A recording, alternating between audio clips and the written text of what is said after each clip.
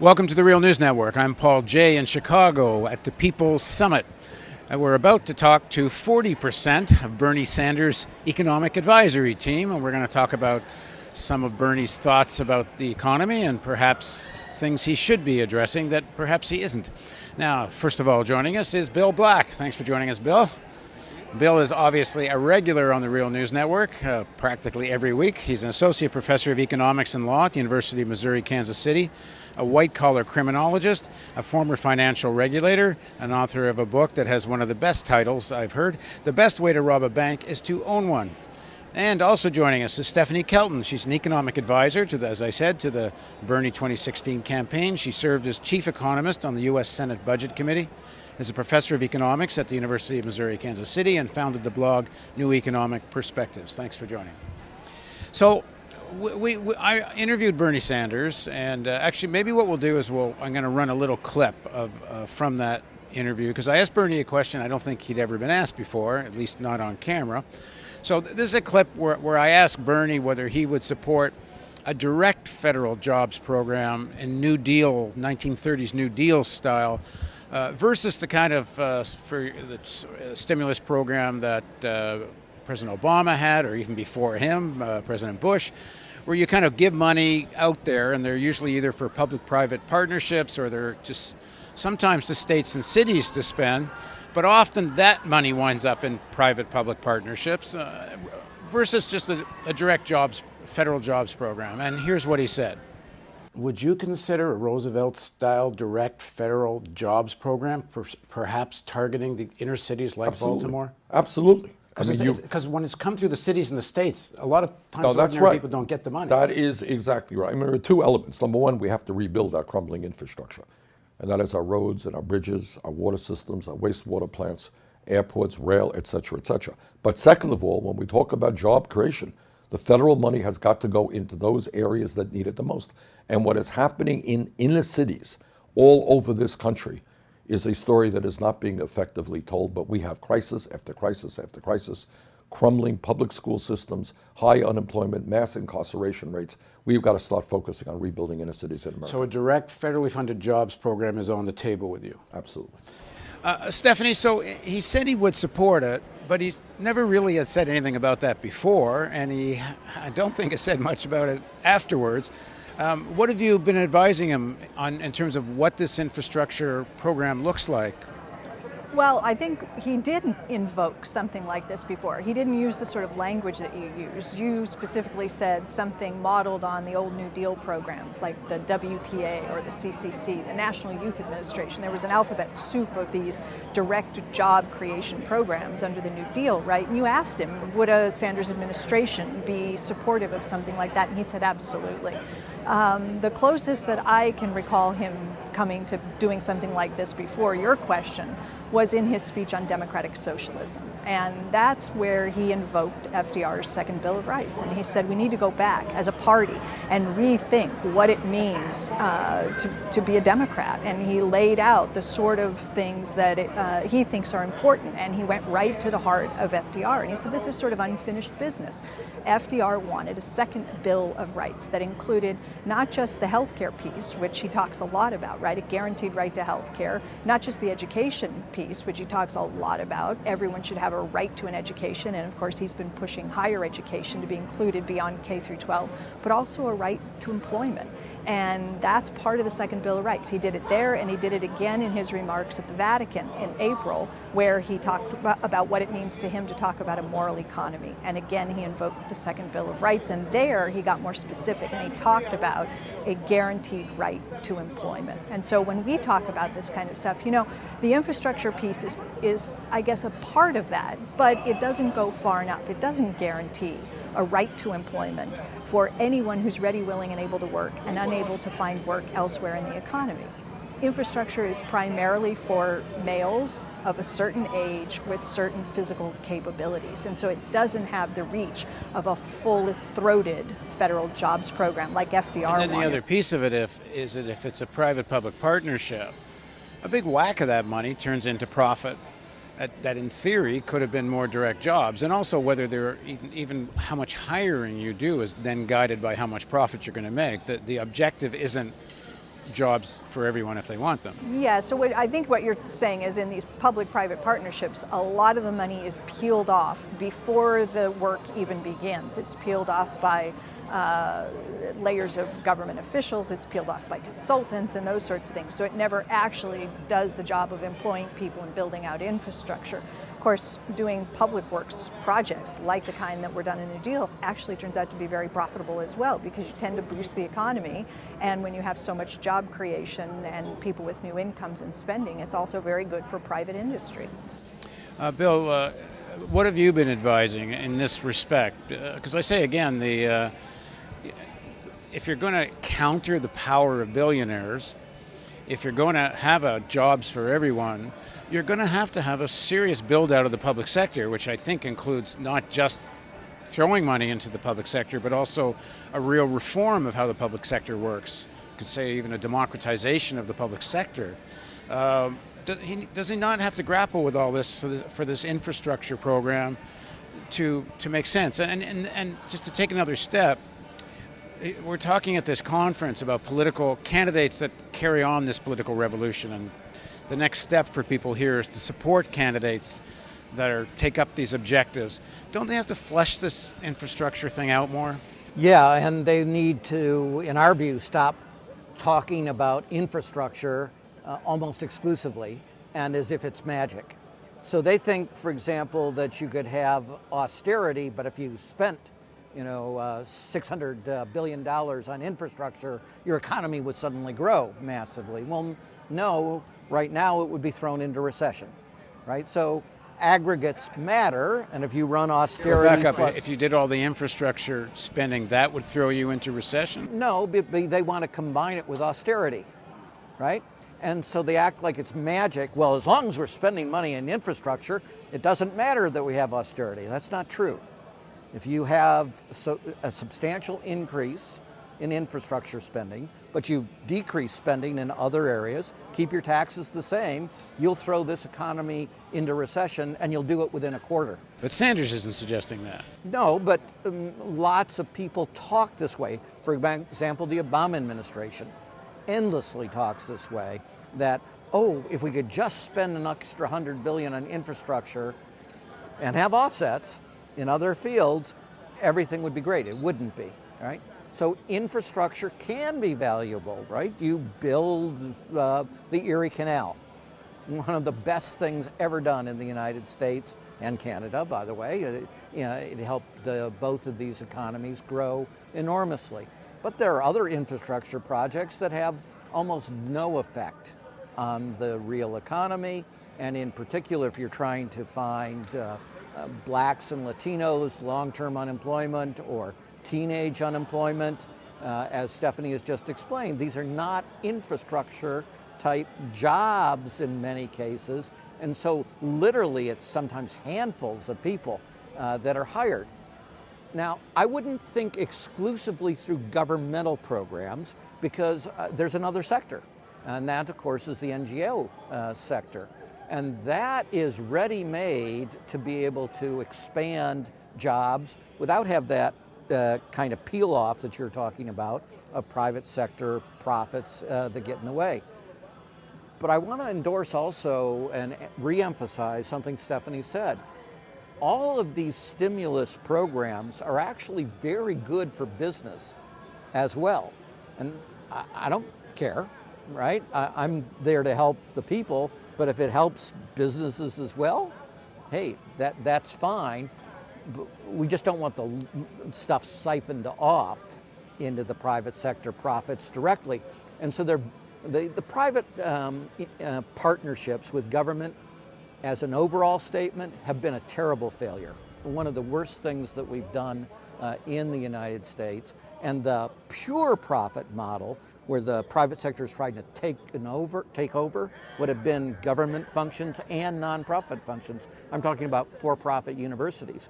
Well, the Wall Street Journal reported that if you went and got a degree at those places, you ended up poorer than if you had never gone to those. Yeah, because you pay enormous tuitions, borrow money, and take forever to get out of debt, and you almost never get a job that had anything to do with your training. Because your training is crap. It's crap. In those circumstances. Yeah, we know, seeing it even in the real news, people that have come from some of these private tech colleges, they come out with almost no worthwhile experience for professional use. And that's because the incentives are wrong. It turns out if you want to educate people, it works a whole lot better in a setting that isn't driven by profit. If it is, then you get exactly what Trump University. And so Trump University lawsuit is great because it reveals how the system is rigged, right? That isn't just rhetoric. When the senators, both Bernie and Senator Warren, use that phrase, that's actually a very concise, accurate economic description. And that's what we give advice on in some substantial part, is how is the system rigged and how do you fix it? And as you say, it isn't enough to spend more money. We do have to change how the public sector operates. Right now, these private public partnerships are a disaster. Right.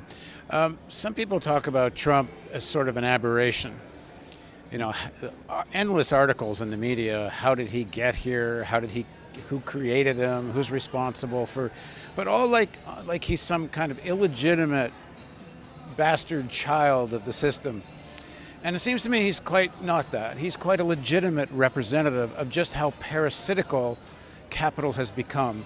You know, he is the quintessential unproductive speculator who sells his brand and speculates on real estate with all kinds of shenanigans, and apparently did well, maybe not as well as he wants everyone to think. But he's a legitimate representative of what's become of the whole economy in many ways. And it seems to me his enablers have been the leaders of both parties.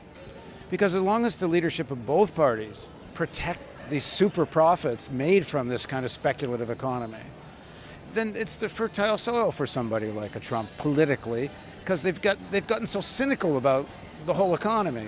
In terms of advising Sanders, he's been railing against the billionaire class.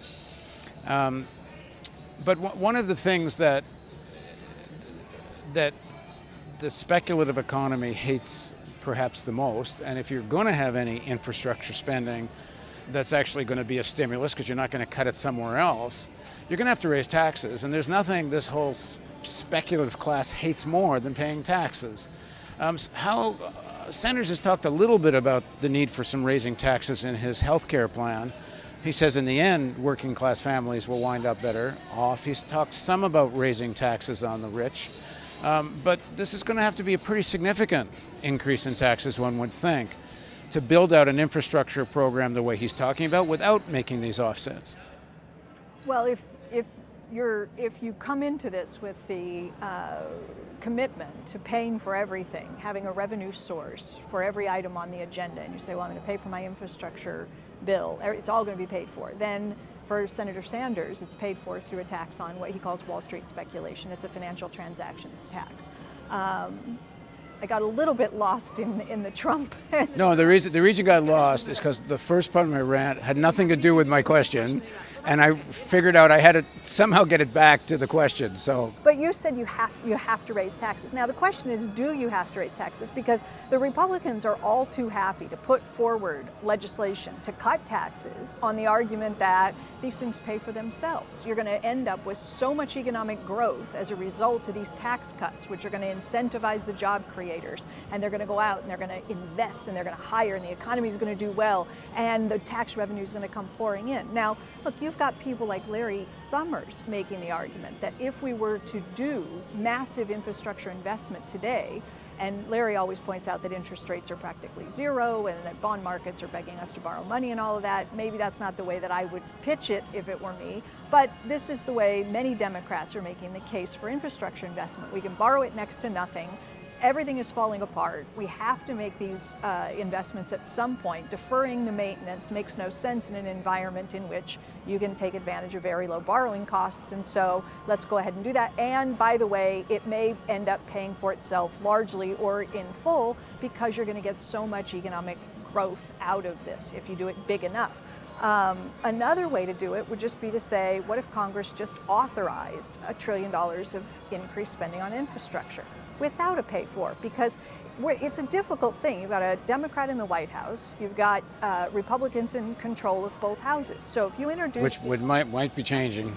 You introduce a bill in the Senate the way Senator Sanders did, $1 trillion for infrastructure investment. You got to make a decision. How am I going to introduce this piece of legislation? Am I going to attach a pay for? If you attach a pay for that involves raising taxes on anybody, anywhere, what are the odds that your bill is going to get the votes that it needs to get out of the Senate? Absolutely zero. And infrastructure, by the way, is one of those things that Republicans historically used to be able to vote for. They like infrastructure, they get it. They mostly don't view it as wasteful government spending and intrusion into something the private sector ought to be doing. Republicans could get behind infrastructure, but if you tell them we're going to do infrastructure, they may say okay, and then you say, and by the way, we're going to raise taxes in order to do it. They say absolutely not. So this is the conundrum. So how do you solve the conundrum? Well, let me take on first the Trump question. So Trump inherited substantial wealth. If he had simply invested it in Vanguard, he would be much, much wealthier than he is today. So he's not a representative of someone who actually makes money through predatory practices. He's actually reduced what his wealth would be if he were simply a passive investor. In other words, he's a crappy business person. So he is representative of a significant class of billionaires who are actually really crappy business people. But my point is his heroism is as a parasitical speculator. He's turned this into somebody who's supposed to be an icon. He doesn't, he does that somewhat inherently in that he buys large real estate projects. But most of the things involve rigging the system, right? So I'm going to get a special deal by giving, and he says this openly, this is the fun part, and this is your point that it is both parties. He says openly, look, I've been on the other side of the table. All these members of Congress, these senators, people running for president, come to me and they want huge amounts of money, and they make it clear to me implicitly, if I want things done for me in the future, I pony up. And so I do. I don't care about ideology. I just give. Now this obviously undercuts the whole Paul Krugman, Hillary Clinton claim that contributions don't matter. Trump is telling you they matter enormously. Then Trump says, look, I rig the system, I get political intervention, I get a zoning change. This is how you make money in real estate because of my political contribution. We know all about that in Baltimore. Right, but then sometimes I still lose.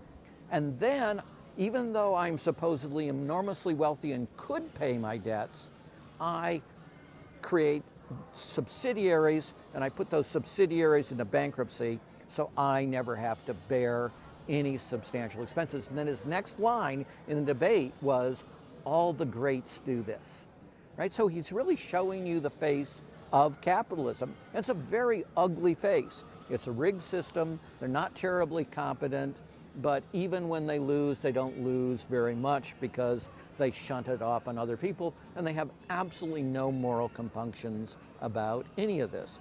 So what do you want to do for people like that? Well, you want one heck of a billionaire tax, right? So the conservatives call it the death tax, but this is a tax about, it's not good for a society to have these seventh generation incompetents destroying wealth and such and corrupting your political system. So you should have that, not because it raises revenue. You should have that because it makes a democracy work better, makes an economy work better. It's not a good thing when the system is rigged for really many people. I mean, it's literally 1,000th of 1% in those circumstances. I'm hoping we get you both together again soon, and we can really dig deeper into the economic stuff. But this kind of burning questions that are at the summit are, what's the attitude of this Sanders movement towards, first of all, what's next for the movement, what's next for Bernie, and what's the attitude towards people who really don't want to vote for Hillary Clinton, but are being asked to in some quarters. What's your take on all this? Well, what's next for the movement? I think we're at an event today that is attempting to kind of get an answer to that question. Where do we go from here?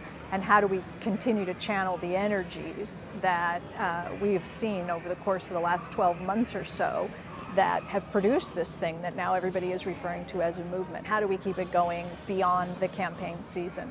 And I think one of the big things that you're seeing is that people are getting actively involved in politics. And this is what Senator Sanders asked in his remarks the other night. He said to people, please run for office. You know, he's always said, no president, not Bernie Sanders, not anybody can do this alone. And no senator, if he ends up staying in the Senate, no senator can do it alone. When he introduces a piece of legislation, he needs co-sponsors, and he needs support, and he needs the population behind him, making the phone calls and pressuring their members of Congress to get behind this bill. He needs that support. And I think that's what he's telling people. I need you to stay actively engaged in the political process. This was not a one-off thing.